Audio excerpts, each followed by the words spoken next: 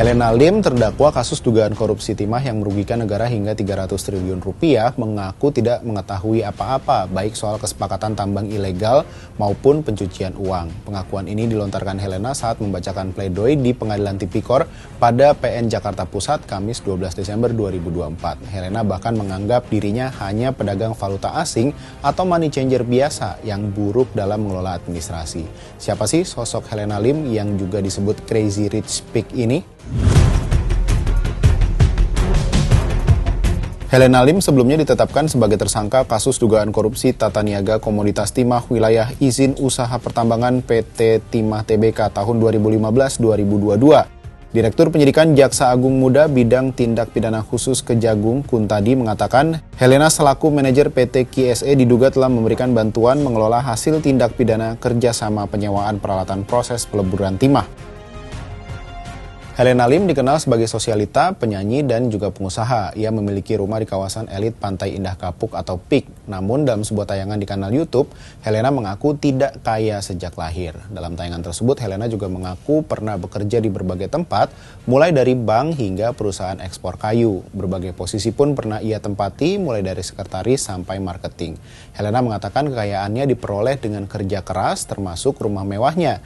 Ia menyebut sudah lama memimpikan rumah dengan kolam renang, ruang karaoke, hingga salon.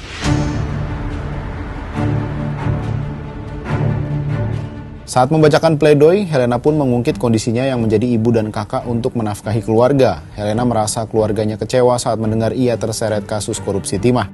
Dia pun mengungkit soal kekurangan ekonomi keluarga di masa lalu yang menuntut Helena bekerja semenjak lulus SMA. Adapun saat menjadi tersangka kasus dugaan korupsi komoditas timah, Helena Lim merupakan manajer PT Quantum Skyline Exchange atau KSE.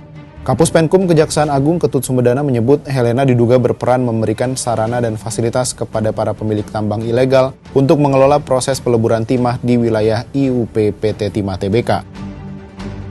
PT KSE dituduh membantu menyamarkan transaksi dalam kasus timah karena terdapat penulisan transaksi yang terkesan asal-asalan. Namun kata Helena, fakta persidangan mengungkap transaksi asal-asalan terjadi atas inisiatif terdakwa lainnya tanpa koordinasi ataupun arahan PT KSE. Helena mengaku tak pernah mengenal perusahaan-perusahaan swasta yang bermitra dengan PT Timah dan melakukan pertambangan ilegal. Bahkan ia tak pernah menginjakan kaki di Bangka Belitung, tempat kasus timah berasal. Helena merasa tak mampu membayar denda dan uang pengganti yang berjumlah miliaran rupiah, apalagi dia tidak memiliki uang sebesar itu.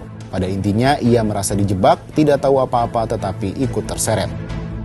Adapun dalam sidang sebelumnya, Jaksa Penuntut Umum menyebut PT KSE yang dimiliki Helena menampung uang pengamanan dari Harvey Muiz terkait kegiatan kerjasama smelter swasta dengan PT Timah. Uang pengamanan yang disamarkan menjadi dana CSR senilai 30 juta dolar AS atau 420 miliar rupiah itu ditampung Helena melalui PT KSE dan dicatat sebagai penukaran valuta asing. Lantas bagaimana kelanjutan persidangannya? Benarkah Helena Lim hanya sekadar pedagang valuta asing? Sampai jumpa di Bahas Peristiwa berikutnya.